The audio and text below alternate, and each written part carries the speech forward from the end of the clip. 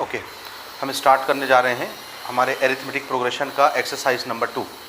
ठीक है, इस पर ऑलरेडी एक कंसेप्चुअल लेक्चर हम डिस्कस कर चुके हैं डिटेल के साथ, जिसमें हमने एरिथमेटिक प्रोग्रेशन के अंदर एरिथमेटिक मीन का कॉन्सेप्ट समझा है, और किसी दो नंबर के बीच में जब हम कुछ टर्म्स को इंसर्ट करते हैं तो उसको एपी कैसे बनाते हैं ये हमने डिस्कस किया हुआ है।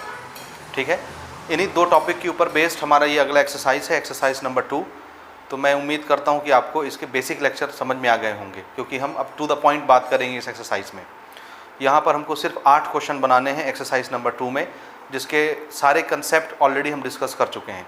तो हम अब टू द पॉइंट बात करेंगे यहाँ पर। ठीक है, ओके। पहला क्वेश्चन है हमारा, find the arithmetic mean of half and minus half. ये दो नंबर है और दो नंबर का हमसे क्या पूछा जा रहा है, एरिथमेटिक मीन। और एरिथमेटिक मीन निकालने का डायरेक्ट हमारे पास फॉर्मूला है, sum of two number divided by 2, sum of all observation divided by number of observation, simple सा। तो इसको किस तरह से बनाएंगे अपन, हमारे पास एरिथमेटिक मीन निकालने के लिए मेथड क्या है, दो नंबर हैं, दोनों को सम करिए और 2 से डिवाइड करिए, दिस इज एरिथमेटिक मीन। यही है ना, ऑलरेडी हम डिस्कस कर चुके हैं इसको। So we can directly write first number is half, second number is minus half, ऐसे, क्योंकि दो नंबर को ऐड करना है तो एडिशन का सिंबल आपको दिखाना है। यहाँ पर एक नंबर है प्लस हाफ, एक नंबर है माइनस हाफ, डिवाइडेड बाय 2, ऐसे। So this is half plus minus, minus half divided by 2, ऐसे। क्लियर है? Now this is plus half, this is minus half, same number, तो क्या होंगे, ये कट जाएंगे। कितना बचेगा, 0। सो 0 divided by 2, 0 divided by any number is how much, 0। तो हमारा जो एरिथमेटिक मीन है वो कितना आएगा, 0। This will be our answer. इसी पर सेम क्वेश्चन एक हमको पूछा गया है, क्वेश्चन नंबर 2, सेम क्वेश्चन है, find the arithmetic mean of. Question यही है ना, find the arithmetic mean of. यहाँ जो दो नंबर हमको बताए गए थे, अब इस दो नंबर की जगह पर हमको बताया जा रहा है सेकंड क्वेश्चन में। पहला नंबर है जिसको मैं ए और बी मान लेता हूँ। पहला नंबर हमको बताया गया है x square plus 3xy, x square plus 3xy, this is first number. ठीक है, और सेकंड नंबर है y square minus 3xy। Second number को हम बी मान लेते हैं, वाई स्क्वायर माइनस 3xy। ठीक है, समझ में आ रहा है क्वेश्चन? यही क्वेश्चन है, हाफ की जगह क्या लिखा हुआ है, एक्स स्क्वायर प्लस 3xy, और माइनस हाफ की जगह क्या लिखा हुआ है, ये। और ऑब्वियसली हम इन दो नंबरों को ए और बी मानते हैं। ए को यहाँ हमने हाफ को ए माना है, माइनस हाफ को बी माना है, ए और बी की जगह रखा हुआ है। ठीक है, तो उसी तरह से ये दो नंबर हैं, इनके हमको मीन निकालने हैं, एरिथमेटिक मीन। तो क्या तरीका रहेगा, same. Arithmetic mean is what, sum of two number divided by 2। तो चलिए दो नंबर को जोड़ देते हैं, एक्स स्क्वायर प्लस 3xy, ये एक नंबर हुआ। ठीक है, फर्स्ट नंबर, और दूसरा नंबर कौन सा है, प्लस लगा के दूसरा number Y square minus 3xy और डिवाइडेड बाय 2। ठीक है, बीच में प्लस है तो हमको किसी ब्रैकेट की ज़रूरत नहीं थी, तो हम इसको डायरेक्टली भी लिख सकते थे इस तरह से, x square 3xy plus y square minus 3xy। तो 3xy प्लस में 3xy माइनस में ये कैंसिल हो जाता, तो क्या बचता अपने पास, x square plus y square divided by 2। बस आगे क्या हम इसको ले जा सकते हैं सॉल्व करके, ए स्क्वायर प्लस बी स्क्वायर का तो कोई फॉर्मूला भी नहीं हमारे पास ना। अगर ये ए स्क्वायर माइनस बी स्क्वायर होता तो इसको हम ए प्लस बी और ए माइनस बी लिख लेते। समझ में आ रहा है, ए स्क्वायर प्लस बी स्क्वायर का कोई फॉर्मूला नहीं है, इसलिए आगे हम नहीं जा सकते। This is our answer. इसी को क्या मान लेंगे हम, answer, and this is what, arithmetic mean. Note करिए, आंसर मैच करते चलेंगे ना बुक के साथ। चलिए अगले क्वेश्चन में हम आते हैं। चलिए अगले क्वेश्चन दोनों सेम तरह के क्वेश्चन हैं, इसलिए एक साथ में हम इनको बना रहे हैं। थर्ड क्वेश्चन है, arithmetic mean and product of two number are 7 and 45। क्या क्या इन्फॉर्मेशन दिया हुआ है, पहला नंबर जो होगा वो क्या है, एरिथमेटिक मीन, और दूसरा नंबर जो होगा वो क्या होगा, product of two number. What is the meaning of product of two number, दो नंबर का मल्टीप्लिकेशन है ना। तो दो नंबर का जब हम मीन निकालते हैं, मीन मीन कैसे निकालते हैं, दोनों को जोड़ के 2 से डिवाइड करते हैं, मीन निकल जाता है। तो वो मीन कितना आता है 7, क्योंकि हमको बोला गया है क्या है arithmetic mean, arithmetic mean of 2 number is 7 and product of 2 number is 45। ये दो अलग अलग चीज़ें समझ में आई। 2 नंबर रहे होंगे कोई, उनका हमने एरिथमेटिक मीन निकाला होगा, जोड़ के 2 से डिवाइड किया होगा, तो कितना आया होगा 7 2 नंबरों का एरिथमेटिक मीन है।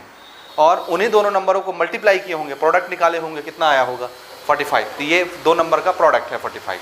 तो ये 2 नंबर का मीन है और उन्हीं दोनों नंबरों का ये क्या है प्रोडक्ट। तो हमसे पूछा जा रहा है वो 2 नंबर कौन से होंगे, फाइंड द नंबर्स। 2 नंबर गायब हैं, 2 चीज़ें गायब हैं, मान लेते हो 2 नंबर कौन से हैं। लेट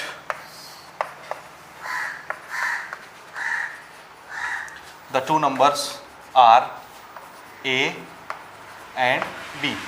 मान लिए वो 2 नंबर कौन से हैं, ए और बी। ठीक है, समझे। तो पहली चीज़ क्या दी हुई है हमको, एरिथमेटिक मीन। तो देखिए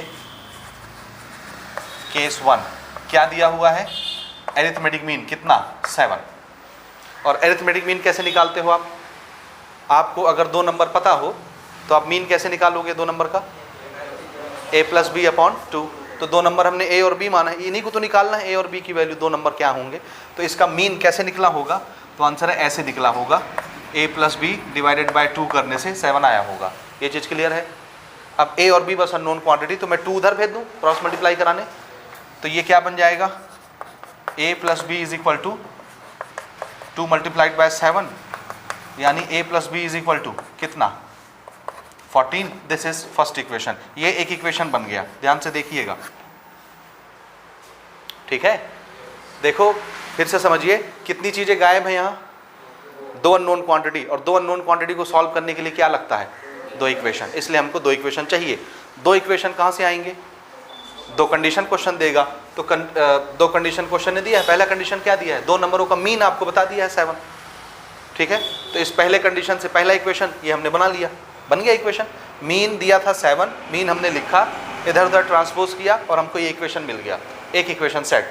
दूसरा इक्वेशन कहाँ से आएगा, प्रोडक्ट ऑफ 2 नंबर 45। तो यहाँ से फिर हम दूसरा इक्वेशन लेते हैं। देखिए केस नंबर 2, केस नंबर 2 क्या दिया है, प्रोडक्ट। प्रोडक्ट मतलब क्या होता है, मल्टीप्लाई। तो 2 नंबर कौन से माने थे हमने, तो जब ये दोनों मल्टीप्लाई हुए होंगे तब ना 45 आया होगा।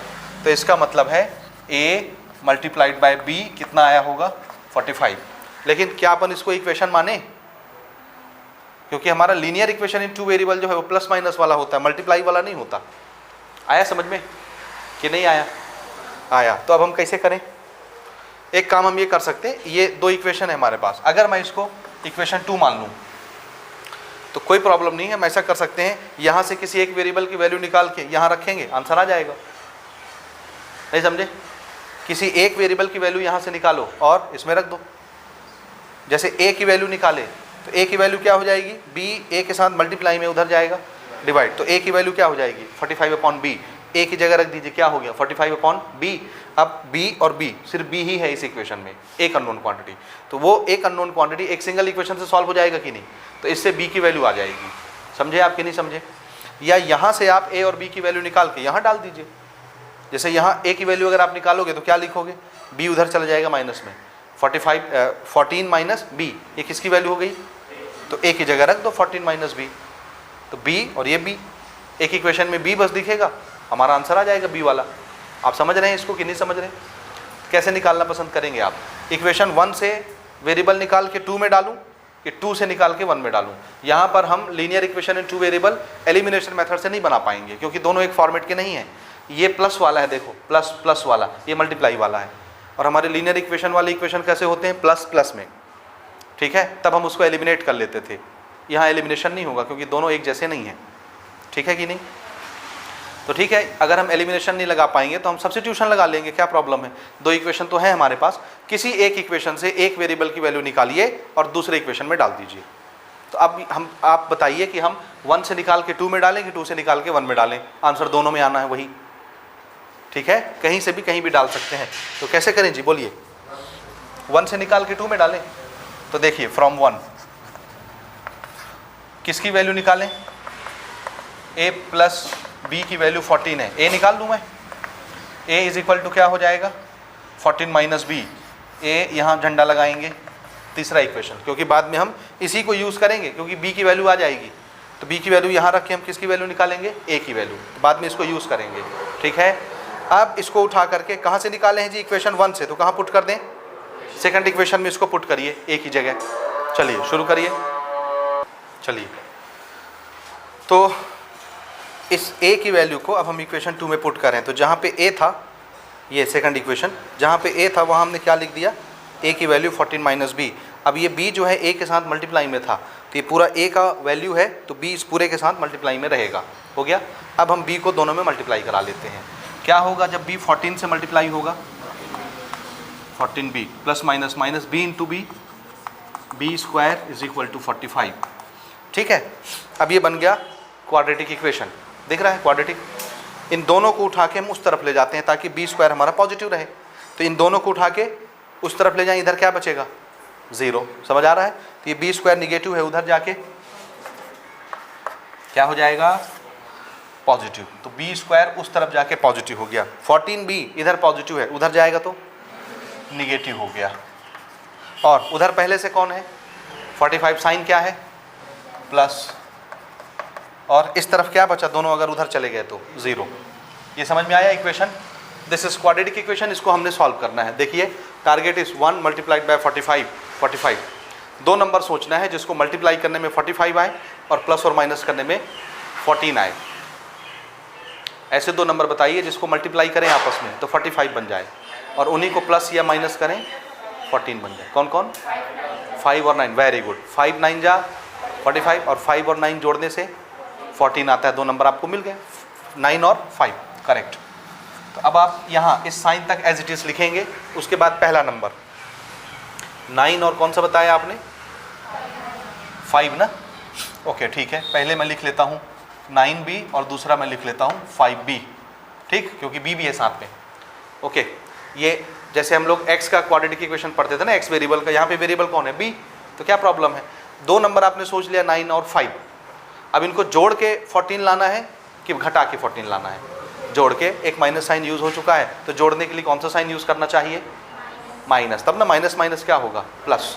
सो यहाँ माइनस साइन, और बाकी चीज़ें as it is, plus 45 equal to 0। इसमें कॉमन देखेंगे, इसमें कॉमन देखेंगे। यहाँ दोनों जगह b है, b कॉमन आ गया। यहाँ तो 2 ठो b था, यहाँ 1 b था, तो यहाँ से 1 b निकल गया तो 1 b बचेगा, और यहाँ से 1 b निकल गया तो कौन बचेगा, 9। यहाँ पे देखिए क्या कॉमन है, यहाँ पर 5 है, क्या इसमें 5 है, 45 में क्या लिख सकते हैं 45 को, 5 इंटू 9, तो 5 है 9 है, दोनों है, यहाँ भी 5 यहाँ भी 5 कॉमन। बताइए यहाँ क्या बचा, b, और यहाँ क्या बचा 9। ये दोनों डब्बे एक जैसे बनेंगे, और ये प्लस है माइनस है, तो आप माइनस बाहर लेंगे, तो अंदर कौन सा साइन लगाएंगे आप, ताकि ये प्लस बन जाए। माइनस के साथ कौन सा साइन अप्रोप्रिएट होगा प्लस बनाने के लिए, माइनस, और ये दोनों ब्रैकेट एक जैसे बनते हैं, ठीक है, इक्वल टू 0। अब इसमें और इसमें कॉमन देखिए, इस पूरी चीज़ में b-9 का डब्बा है, इस पूरी चीज़ में b-9 का डब्बा है, दोनों जगह ये डब्बा सेम है, हम दोनों जगह से डब्बा कॉमन ले लेते हैं। तो बताइए यहाँ से अगर ये डब्बा निकल गया तो कौन बचा, b, और यहाँ से अगर ये डब्बा निकल गया तो कौन बचा, 5, करेक्ट। दोनों को बारी बारी इक्वल टू 0 कर लेते हैं, b-9 इक्वल टू 0, और यहाँ से b-5 इक्वल टू 0, तो b की वैल्यू 9 मिलेगी और यहाँ से b की वैल्यू 5 मिलेगी। दोनों पॉजिटिव है, इसलिए दोनों कंसिडरेबल वैल्यू होंगी। ये b की वैल्यू है, तो a कहाँ से आएगा, यहाँ से, दिख रहा है। तो हम 2 केस बना लेते हैं। देखिए, if b is equal to 9, then a is equal to 14 minus 9, कितना होता है 14 माइनस 9, 5। तो अगर b की वैल्यू आप 9 लोगे तो a कितना आ जाएगा, 5। ये कहाँ से निकाल रहा हूँ मैं, इक्वेशन 3 से, तो यहाँ लिख लीजिएगा ऊपर, फ्रॉम इक्वेशन नंबर 3। और अगर हम b की वैल्यू 9 लेने के बजाय 5 ले लेते हैं, 5, देन a की वैल्यू क्या हो जाएगा, 9, 14 माइनस 5, 9 हो जाएगा। समझ में आया। तो 2 नंबर कौन से हुए, 5 और 9। अब चाहे आप a को 5 मान लो, चाहे 9 को 5 मान लो, एक 5 होगा और एक 9 होगा, ठीक है। हाँ, दोनों का आप मीन निकाल के देखिए डायरेक्ट, दो नंबर आपको पता चल गया 5 और 9, 5 और 9 जोड़िए 14 डिवाइडेड बाय 2 7, तो दो नंबर का मीन कितना हो गया 7। 5 और 9 दो नंबर थे, मल्टीप्लाई करिए 45, ये रहा दोनों का प्रोडक्ट। चेक हो गया, this is answer. The two numbers are the two numbers are 9 and 5, this is our answer 9 and 5। ठीक, अगले क्वेश्चन में आते हैं, क्वेश्चन नंबर 4 सेम पैटर्न पर है। यहाँ देखिए, arithmetic mean and sum of squares of two numbers are 60 and 90। Sum of squares of two number, squares उसके बाद सम करना है किसका, टू नंबर के स्क्वायर का। फिर से इसको छोड़िए, यहाँ से पढ़िए, सम ऑफ मतलब एडिशन, लेकिन किस चीज़ का addition, squares of two numbers, squares of two number, उसका क्या करना है सम, तो मतलब दो नंबर का स्क्वायर करके जोड़ना है। तो कितना आया वो 90। और ये शुरू वाला क्या था, एरिथमेटिक मीन कितना है दो नंबर का। इसको ऐसे पढ़ा करते हैं, देखिए ये दूसरी कंडीशन को खा जाइए। पहला कंडीशन देखिए, arithmetic mean of two numbers are 60, पहला जाएगा, दूसरा जाएगा। ठीक है, तो एरिथमेटिक मीन दो नंबर का कितना दिया है 60, और दो नंबर का स्क्वायर करके जोड़ने से कितना आता है सम उसका 90। यहाँ पर दो नंबर का प्रोडक्ट दिया था, यहाँ दो नंबर का स्क्वायर करके एडिशन दिया हुआ है। क्लियर है, समझे नहीं समझे। तो पहले दो नंबर मान लें हम, इसी तरह से जैसे यहाँ माने थे। मान लीजिए दो number, let two numbers are a and b. Case 1, पहला केस क्या दिया है, एरिथमेटिक मीन दो नंबरों का 60, और एरिथमेटिक मीन अपन लिखते कैसे हैं, a plus b divided by 2 is equal to 16, ऐसे लिखते हैं ना। तो a प्लस बी कितना मिला हमको 60 मल्टीप्लाइड बाई 2, यानी a plus b is equal to 120। ये है हमारा पहला इक्वेशन। चेक करो, ठीक बनाया हूँ मैं, ये गड़बड़ी हुई है कहीं, चेक करिए, ठीक बना है कि गड़बड़ी हुई है। दो नंबरों का मीन था, मीन कैसे निकालते हैं, a plus b divided by 2, 60 था, ऐसे लिखते हैं ना मीन को। तो हमने दो नंबर a और b माना है, तो a और b को जोड़ के 2 से डिवाइड करने से 60 आया होगा।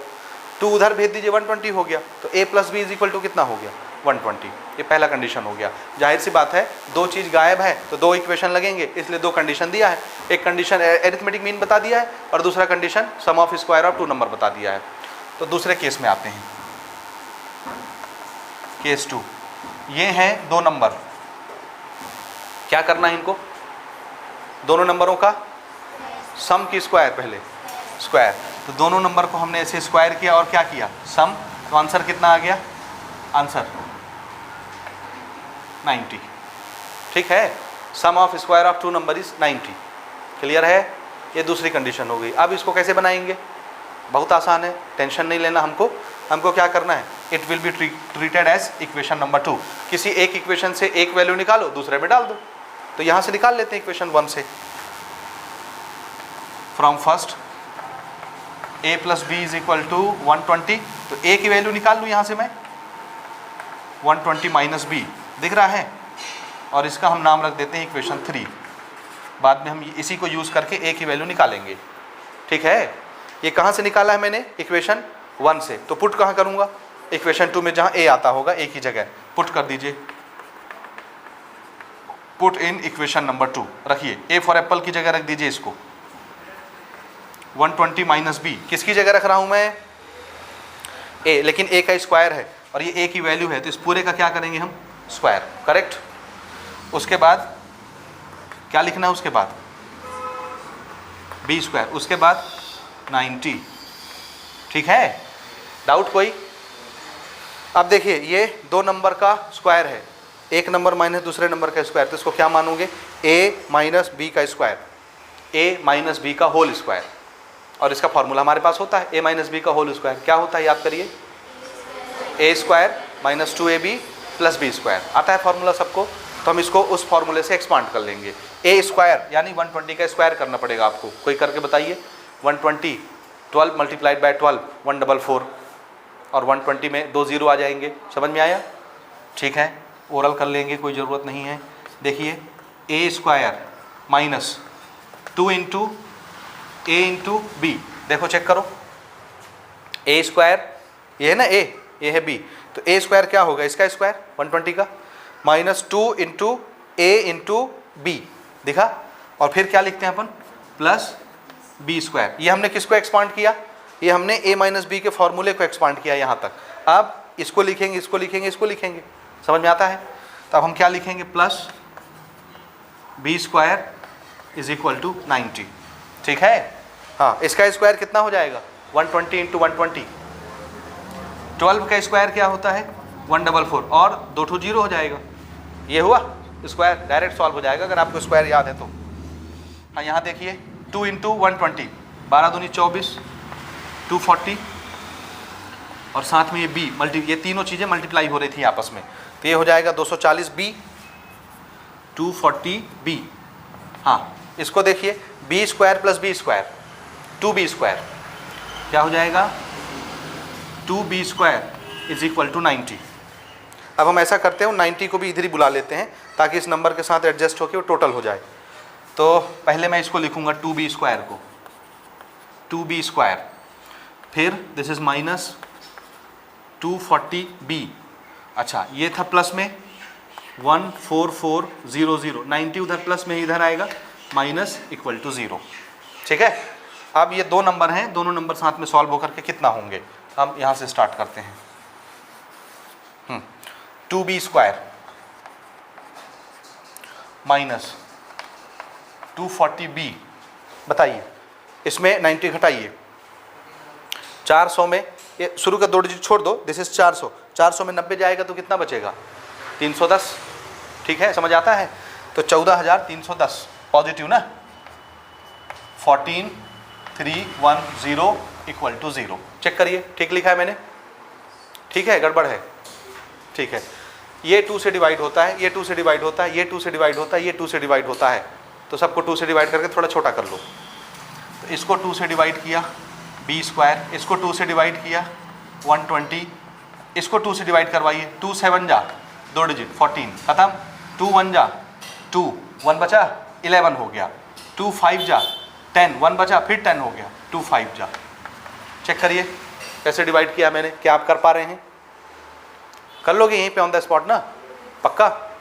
ठीक। अब ये हमारा क्वाड्रेटिक इक्वेशन बना, अब इसको कैसे बनाएंगे? क्वाड्रेटिक इक्वेशन सॉल्व करने के आपके पास 3-4 रास्ते हैं। मिडिल टर्म स्प्लिट कर लीजिए अगर आपको आता है तो, यहाँ तो थोड़ा सा मुश्किल हो जाएगा क्योंकि व्हाट इज आवर टारगेट, 7155, 7155, तो 2 नंबर सोचना पड़ेगा जिसको मल्टीप्लाई करने में 7155 आए और उन्हीं दोनों नंबरों को प्लस माइनस करने में 120 आए, तो थोड़ा मुश्किल है। दूसरा तरीका क्या है, कंप्लीटिंग द स्क्वायर मेथड, उससे भी हम बना सकते हैं, और वो भी अगर पसंद नहीं आ रहा तो तीसरा तरीका क्या है, फार्मूला मेथड। तो हम लोग किसके साथ चलें, फार्मूले के साथ स्टार्ट करें, फार्मूला मेथड। ओके, तो सबसे पहले स्टैंडर्ड इक्वेशन से कंपेयर करके ए की वैल्यू 1, बी की वैल्यू -120 और सी की वैल्यू 7155, ठीक है, समझ आ रहा है? तो वेरिएबल की वैल्यू क्या आएगी, यहाँ वेरिएबल x चल रहा है कि b चल रहा है, b, तो b इज इक्वल टू क्या फॉर्मूला होता है, -b plus minus under root b square minus 4ac divided by 2a। याद आया?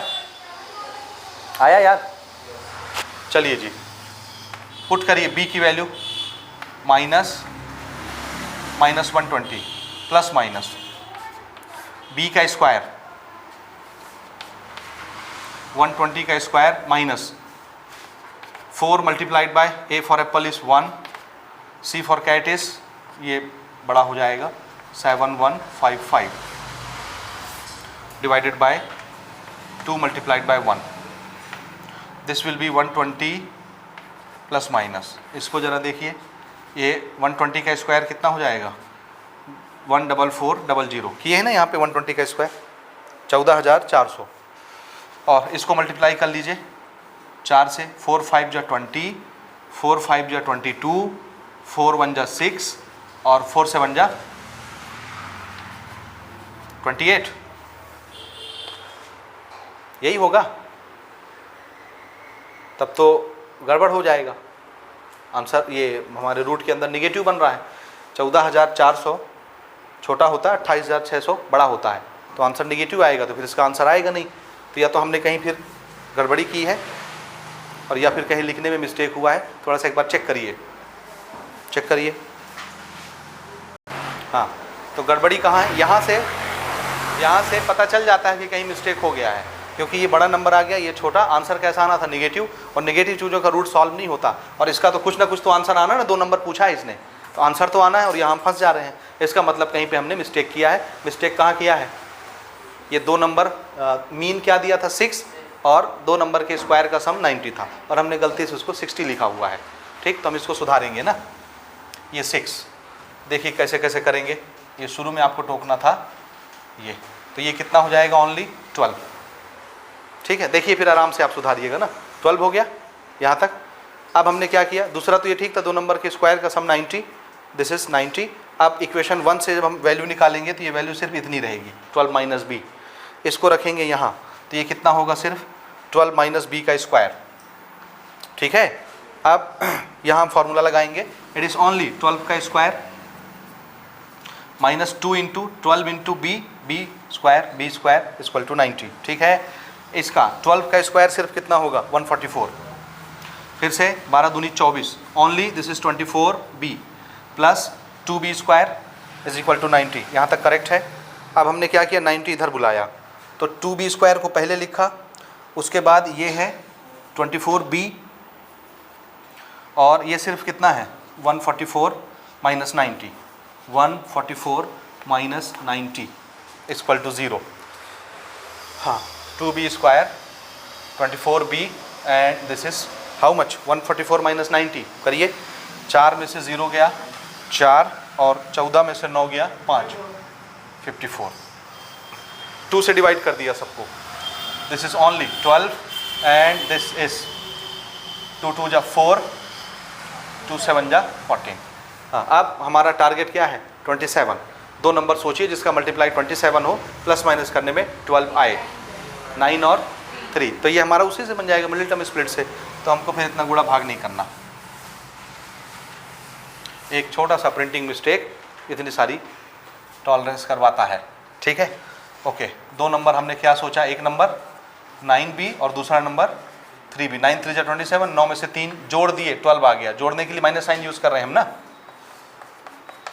ठीक है, हाँ, इसमें b कॉमन है, b माइनस 9, इसमें माइनस और 3 कॉमन है, b माइनस 9। अब आप ये जान रहे हैं कैसे कर रहा हूँ मैं।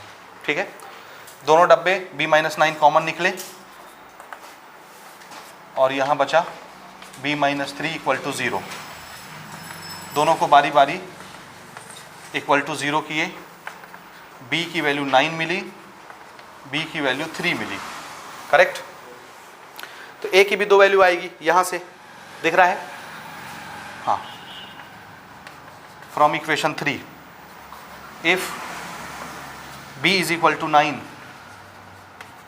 Then a is equal to 12 minus 9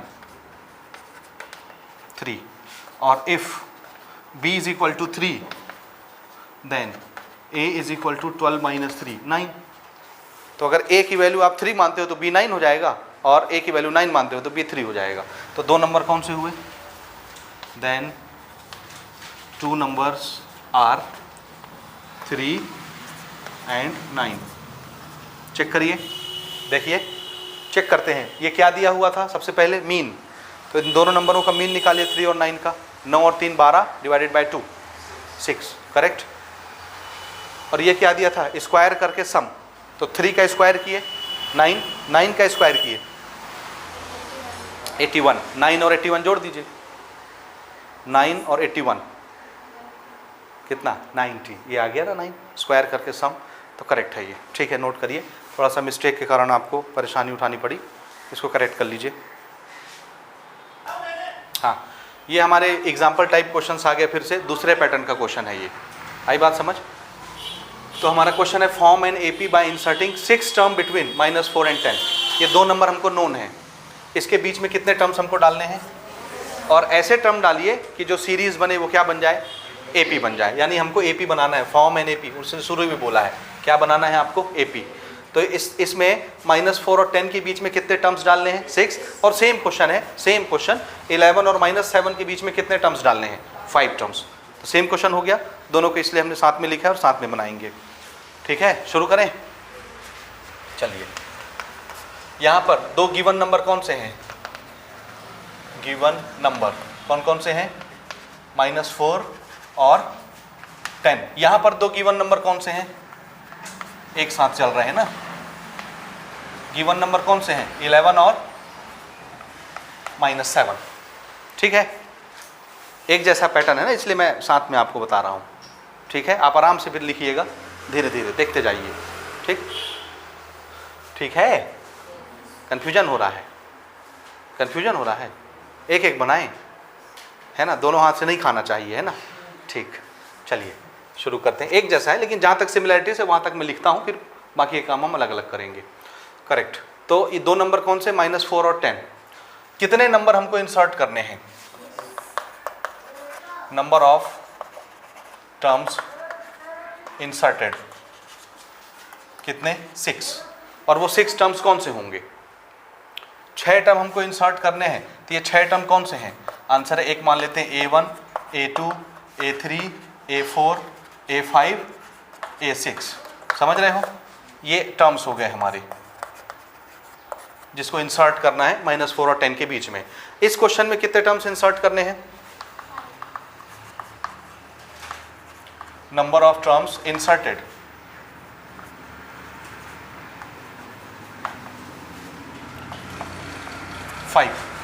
तो कौन कौन से टर्म होंगे, कौन कौन से, A1, A2, A3, A4, A5। बस ये वो टर्म्स हैं जिनको हमको 11 और -7 के बीच में डालना है।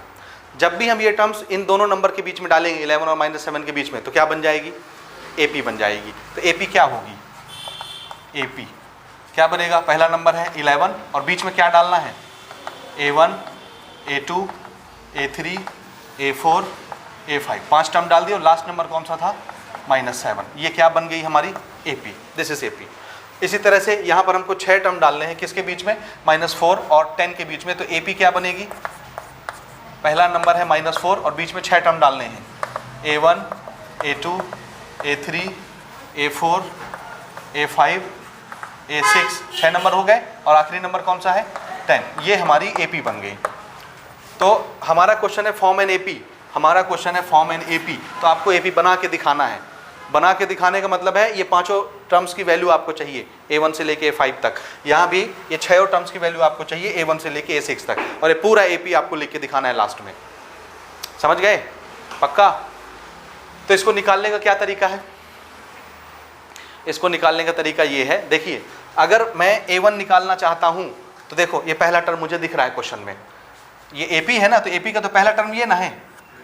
पहले टर्म के बाद A1 कौन सा टर्म है, दूसरा। और दूसरा टर्म निकालने के लिए क्या चाहिए होता है, अगर आपको पहला टर्म पता है तो कॉमन डिफरेंस। तो इसमें कॉमन डिफरेंस जोड़ोगे ये टर्म पता चल जाएगा A1, इसमें कॉमन डिफरेंस जोड़ोगे ये पता चल जाएगा, इसमें कॉमन डिफरेंस जोड़ोगे ये पता चल जाएगा। तो आप टारगेट समझ गए। जैसे जैसे पिछले टर्म में D जोड़ते जाएंगे अगला टर्म मिलता जाएगा, और जैसे आपने A1 से लेके A6 तक निकाला AP आप लिख सकते हैं। सेम कहानी यहाँ भी, ये पहला टर्म आपको पता है, अगर आपको कॉमन डिफरेंस पता चल जाए इस AP का, तो इसमें कॉमन डिफरेंस जोड़ोगे A1 पता चल जाएगा, इसमें कॉमन डिफरेंस जोड़ोगे A2 पता चल जाएगा, इसमें जोड़ोगे ये मिल जाएगा, इसमें जोड़ोगे ये मिल जाएगा, ये मिल जाएगा, ये मिल जाएगा। आया समझ में। तो हमको किस चीज़ की तलाश है, कॉमन डिफरेंस की। क्लियर है। तो और कॉमन डिफरेंस निकालने का हमने एक फार्मूला बनाया था, अगर आपने बेसिक लेक्चर अटेंड किया है। The formula is B - A divided by n+1। याद आया। और इसको कैसे बनाया था, डेरिवेशन कैसे किया था, ये हमने डिस्कस किया हुआ है कॉन्सेप्चुअल लेक्चर्स में। ठीक है, समझ में आया। तो हम चाहें तो डायरेक्ट बना सकते हैं, हम चाहें तो फार्मूला यूज़ करके बना सकते हैं, जैसे भी चाहें। n क्या होता है, जितने नंबर ऑफ टर्म आप बीच में डाल रहे हो, इंसर्ट कर रहे हो। ठीक है, तो यहाँ देखिए, यहाँ कितने टर्म डाले हैं आपने, 6। तो नंबर ऑफ टर्म्स इंसर्टेड यही होता है n यहाँ रखने के लिए। तो ये कितना हो गया, 6 + 1 7। ठीक है, देखिए B और A क्या होता है, B होता है ये लास्ट वाला नंबर, A होता है ये शुरू वाला number. This is A and this is B। तो B - A क्या होगा, 10 - -4 -4 -4 माइनस माइनस प्लस 10 और प्लस 4 कितना हो गया 14 डिवाइडेड बाय 6 प्लस 1 7 14/7 2 तो डी मिल गया 2 मिल गया डी। और जैसे ही डी पता चला आप A1 A2 A3 A4 A5 A6 नहीं निकाल सकते, तुरंत निकल जाएगा। समझे आप नहीं समझे? तो हम इस फॉर्मूले का यूज़ करके बनाएं या डायरेक्ट बनाएं? बोलिए। फॉर्मूला यूज़ करके बना सकते हैं या वैसे लिखना पसंद करोगे A1 A2 A3 A4? जल्दी बताइए, नहीं तो फिर आपके मन में ये नहीं आना चाहिए कि ये कहाँ से आ गया, क्योंकि इसको हमने कैसे बनाया था याद करिए। देखिए कितने टर्म आपने डाले हैं बीच में 6 और पहले से कितने टर्म थे 2, तो टोटल नंबर ऑफ टर्म कितने हो गए 8। तो अगर एक एपी में 8 टर्म है तो 8वां टर्म कौन सा हुआ? ये 8वें टर्म का नंबर है यानी A8। यहाँ नंबर ऑफ टर्म कितने हो गए जी 8, तो ये इसको क्या लिखोगे A8 8वें टर्म का नंबर। ठीक है, आ गया समझ में? ये A हो जाएगा, ये N की वैल्यू हो गई, ये AN की वैल्यू हो गई। तो हमारा जो AP का फॉर्मूला है ये देखिए AN is equal to A plus N-1 into d. इसमें AN की वैल्यू क्या रखेंगे 10, N की वैल्यू क्या रखेंगे 8 टोटल नंबर ऑफ टर्म, और A की वैल्यू क्या रखेंगे -4, बचेगा क्या D, और यही चीज़ बनेगी और आंसर के आने वाला है 2। नहीं समझे? रख के देखें एक बार, रख के देखें, वही चीज़ बनेगी। हमको निकालना D ही है, चाहे आप ऐसे निकालो चाहे ऐसे निकालो, एक ही चीज़ है। तो ज़रा चेक करके देखते हैं AN total number of term कितने हो गए 8। तो यहाँ हमको लिख लेना चाहिए कहीं पर, यहाँ लिख दूँ मैं टोटल नंबर ऑफ टर्म्स कितने हो गए 2 + 6 आपने डाला यानी 8। ठीक है, ओके। AN A8 की value this is A + 8 - 1 multiplied by D, value डालिए। A8 क्या होगा 10 और A क्या चीज़ है -4 और ये क्या हो गया 7D। ये इधर आकर के क्या हो जाएगा 10 + 4 7D and D is equal to 14/7 यानी 2। वही चीज़ आया। तो ये अल्टीमेटली यही फार्मूला है, ऐसा ये बना है डेरिवेशन से। तो इतने स्टेप अगर आपको नहीं करने, you can use direct this formula, इसको यूज़ करिए D निकालिए। तो जिसको ये नहीं करना वो सिंपली क्या करेगा, क्या लिखना आपको, we know that D is equal to B - A divided by N+1। और A और B यहाँ शुरू में बता देना A कौन है B कौन है। A किसको बोलते हैं अपन -4, B किसको बोलते हैं अपन लास्ट वाला नंबर 10। बस यहाँ पे आप पुट करिए वैल्यूज़ को, 10 - -4 डिवाइडेड बाय N क्या होता है नंबर ऑफ टर्म जो आपने इंसर्ट किया। टोटल नंबर ऑफ टर्म नहीं लेना, कितने टर्म इंसर्ट किए आपने 6, तो N की वैल्यू ये लेनी है 6 + 1, तो ये हो जाएगा हमारा 14 डिवाइडेड बाय 7 यानी 2। डायरेक्ट D की वैल्यू 2 आएगी ऐसे इस तरह से। ठीक है, अब आपको D पता चल गया। ये ध्यान से देखिए, इन दोनों में से कोई एक काम करना, या तो इसको लिखना या तो इसको लिखना। ठीक है, करेक्ट है। अब हमको क्या निकालना है A1 A2 A3 A4। A1 ये कैसे निकलेगा A1 सेकंड टर्म है AP का, तो फर्स्ट टर्म में D जोड़ने से ही बनेगा। फर्स्ट टर्म क्या है हमारा A + D जोड़ने से, A कितना है -4, D कितना आया है 2, -4 + 2 क्या होगा -2, प्लस माइनस माइनस, तो 4 में से 2 गया 2, साइन बढ़ेगा। A2 कैसे निकलेगा, A2 तीसरा टर्म है यानी A1 में D जोड़ने से मिलेगा।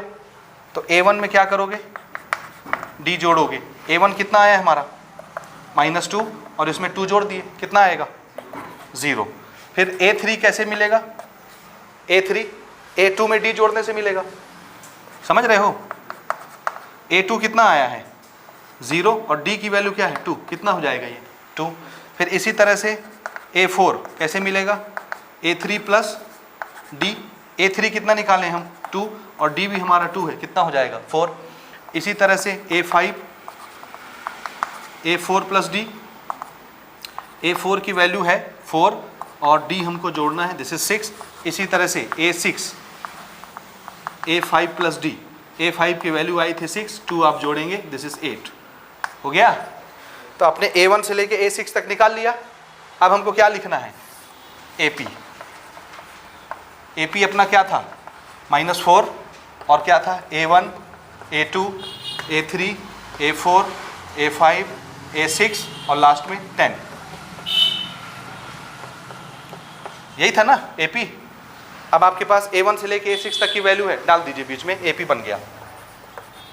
AP -4, A1 क्या था जी -2, फिर 0, फिर 2 4 6 8 10, चेक करिए बन गया AP। समझे नहीं समझे? समझ गए? ठीक है, सेम यहाँ पर बनाएंगे। तो यहाँ पर बताइए क्या मुझे ये लिखने की आवश्यकता है? अब दोबारा डायरेक्ट हम यूज़ करें D।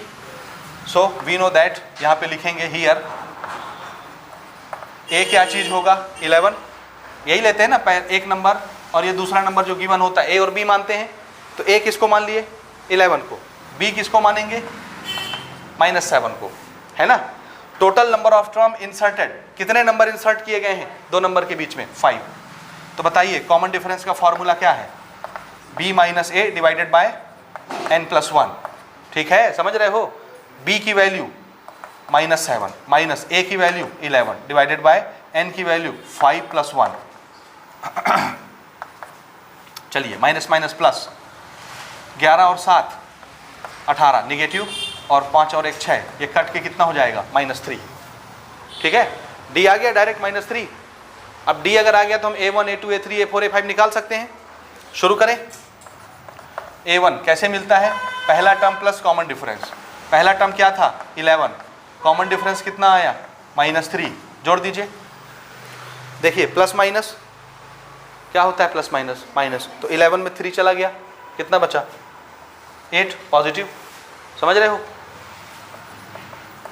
A2 कैसे निकालेंगे? इधर देखो फिर लिखना आराम से। A2 कैसे निकालेंगे? A2 A1 में D जोड़ के निकालेंगे। तो A1 हम निकाल चुके हैं कितना 8, तो इसमें D जोड़ देंगे तो क्या मिल जाएगा A2। तो A1 में D जोड़ने से हमको A2 मिलता है। A1 की वैल्यू 8 आई है और D है हमारा -3, प्लस माइनस माइनस, तो 8 में से 3 गया 5। A3 कैसे मिलता है? A2 में D जोड़ने से। A2 हमारा कितना आया 5 और D कितना है -3, प्लस माइनस माइनस, 5 में 3 गया 2। A4 कैसे मिलेगा? A3 में D जोड़ने से। A3 कितना आया था 2 और ये कितना है -3, प्लस माइनस माइनस, तो 3 में से 2 गया 1, लेकिन माइनस साइन, ठीक है। उसके बाद A5, A4 plus D, A4 है -1 और D है -3, प्लस माइनस माइनस, और दोनों माइनस माइनस हो गए तो प्लस, तो 3 और 1 4, लेकिन साइन निगेटिव। A1 से लेके A5 तक आ गया, तो AP तैयार। देयरफॉर AP क्या थी हमारी 11 था, A1 A2 A3 A4 A5 और लास्ट में था -7, ऐसा। तो वैल्यूज डाल दीजिए। 11 A1 क्या आया 8 5, फिर 2 -1 -4 -7, this is AP, this is our answer. हो गया।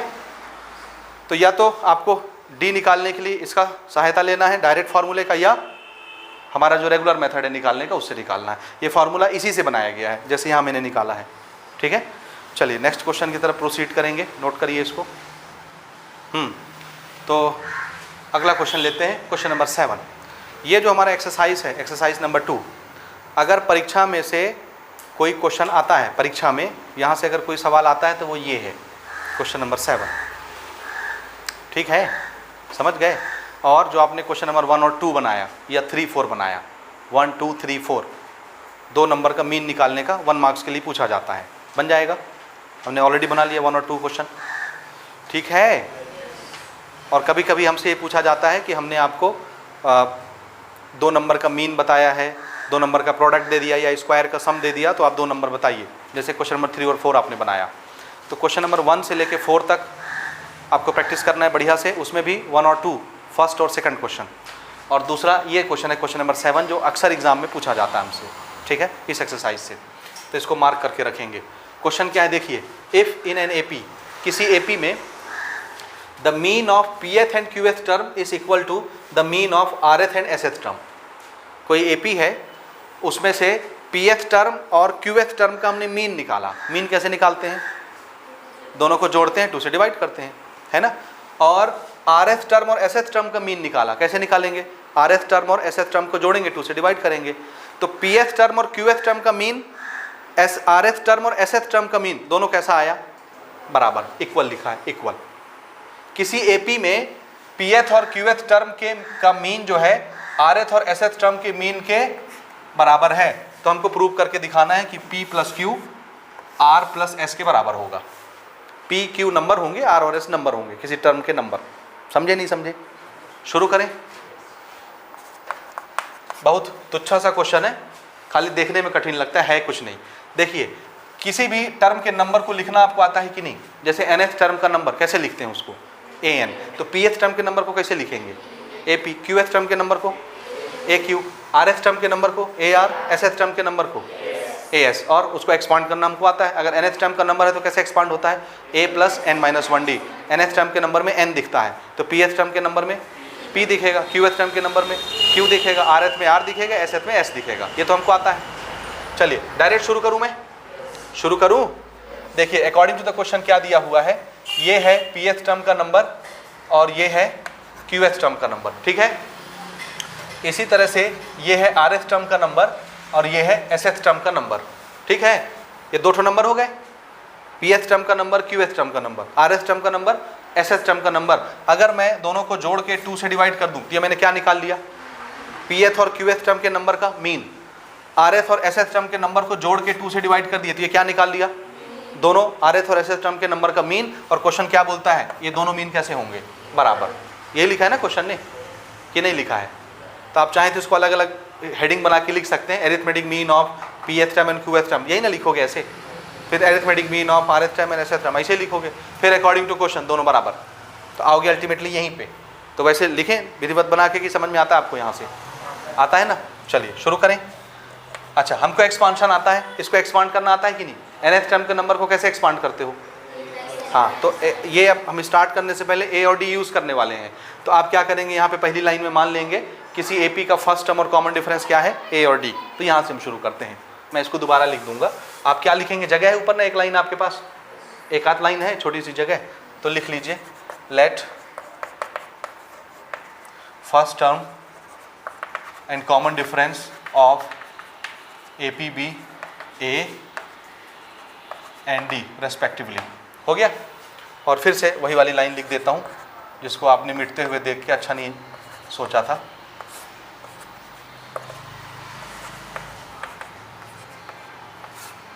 ये ठीक हो गया। चलिए, एक्सपांशन हमको आता है, एक्सपांड कर देते हैं। इसको एक्सपांड करवाइए, A plus P minus 1D। इसको एक्सपांड करवाइए, A plus Q minus 1D, और डिवाइड में कौन है, 2।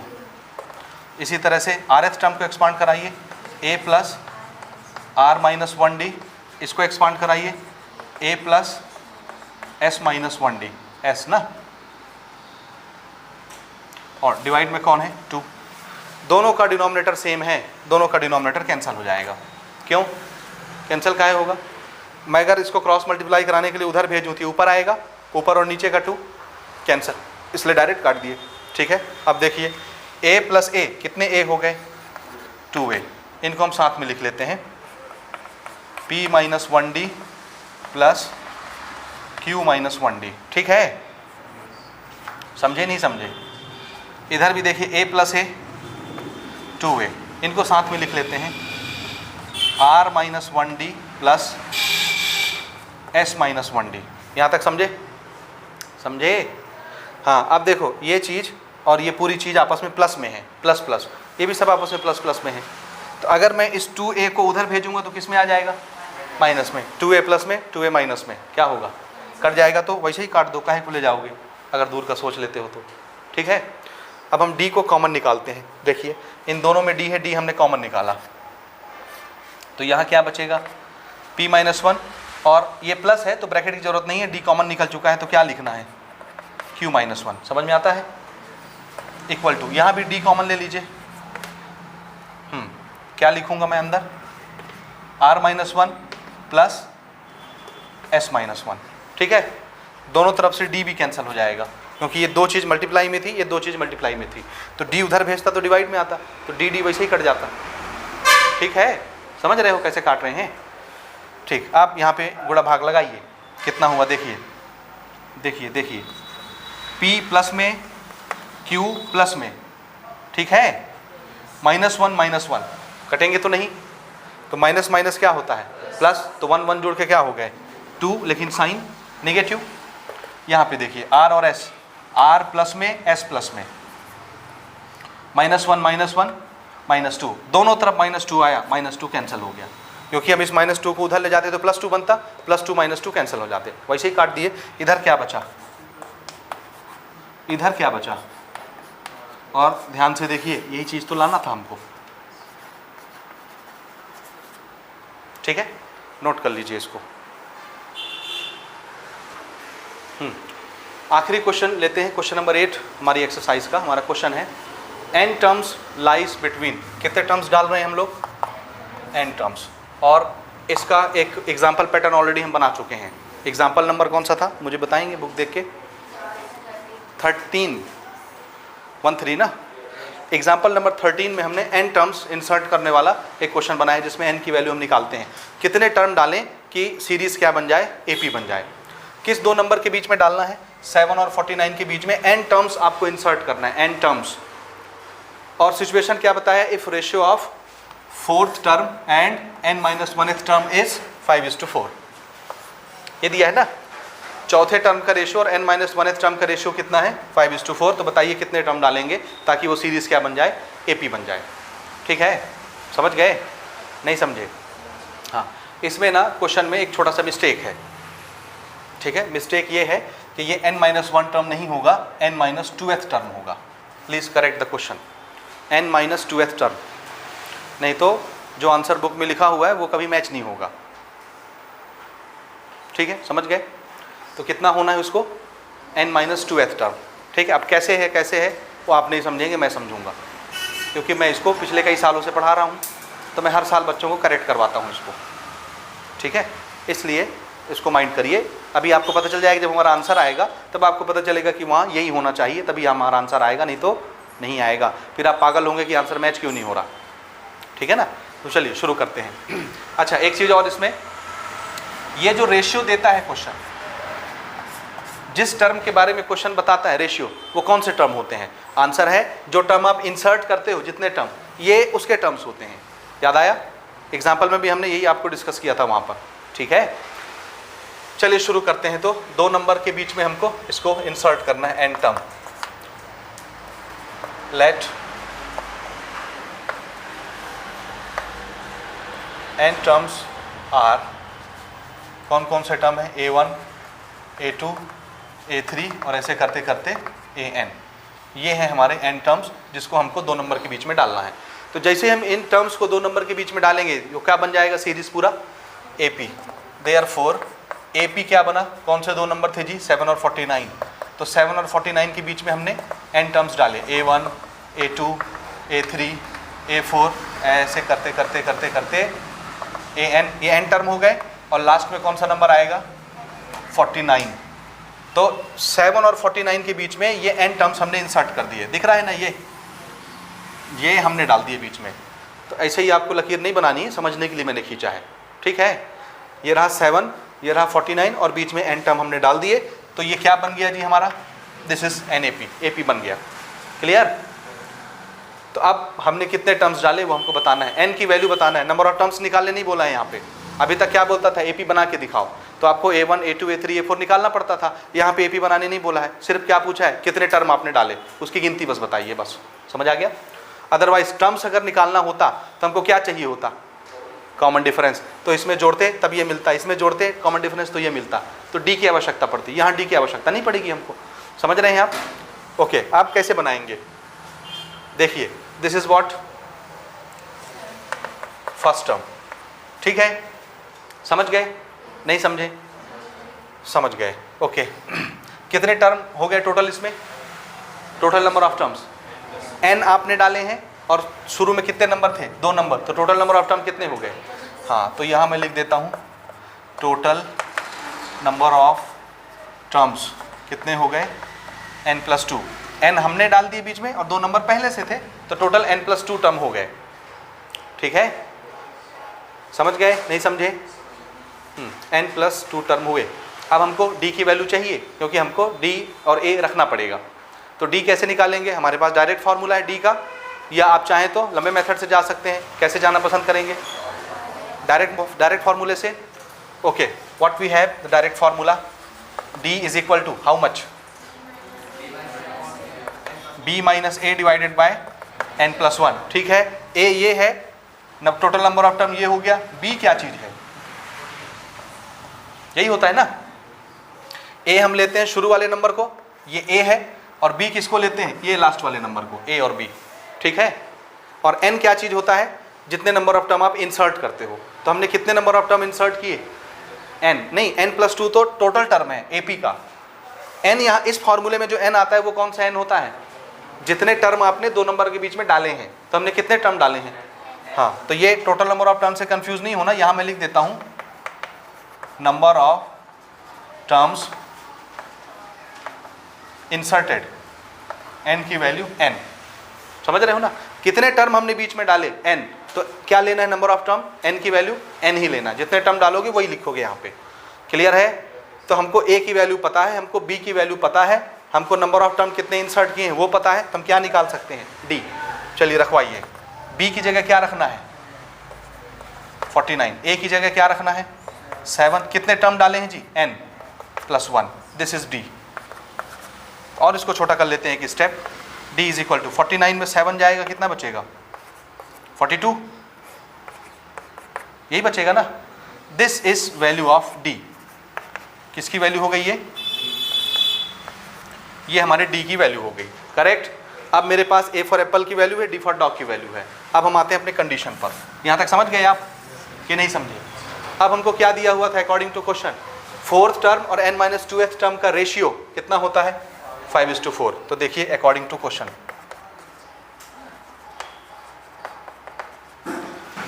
फोर्थ टर्म, तो क्या लिखना है? फोर्थ टर्म अपनी एपी के हिसाब से चौथा टर्म लोगे कि जो आपने डाला है उसके हिसाब से चौथा टर्म लोगे? जो आपने डाला है n टर्म्स उसके हिसाब से चौथा टर्म लोगे कि अपनी एपी का चौथा टर्म उठाओगे? हाँ, जो हम इंसर्ट करें, क्योंकि n टर्म्स यहाँ पर हैं, टर्म्स यहाँ पर हैं। समझ आया? तो आपको क्या लेना है? चौथा टर्म ये। ठीक, तो क्या लिखना है हमको? A4। जबकि हमारी AP के लिए A4 कौन सा टर्म होगा? पांचवा टर्म। ये पहला, दूसरा, तीसरा, चौथा, ये पांचवा। तो कंफ्यूज मत होइए, हम कितने टर्म डाल रहे हैं? n term. तो इसका जो चौथा टर्म हो ना उसकी बात हो रही है। आई बात समझ? तो ये हो गया चौथा टर्म डिवाइडेड बाय कौन सा टर्म लेना है? n-2th term. अब n-2th टर्म कौन सा टर्म होगा? ध्यान से देखिए, इसी में मैं अरेंज कर रहा हूँ ना। ये कौन सा टर्म है? nth term. थोड़ा मैं इसको और लंबा ले लेता हूँ, ऐसे। यहाँ पर मान लीजिए आता है an। ये n टर्म हमने ऐसे डाले, इससे जस्ट पीछे वाला एक नंबर क्या होगा? an-1th term. समझ रहे हो? समझे कि नहीं समझे? और इससे जस्ट एक पीछे वाला क्या होगा? an-2th term. तो आई थिंक आपको कहानी समझ आ गई। n-2th टर्म कौन सा नंबर होगा? ये वाला nth टर्म, उससे पहले, उससे पहले। और एपी में देखोगे तो n+2th टर्म, n+1th टर्म, इससे एक पहले वाला nth टर्म और उससे एक पहले वाला n-1th टर्म। तो हमारा एपी का जो n-1th टर्म होगा वो ये होगा। तो समझ में आ रहा है? नहीं आ रहा?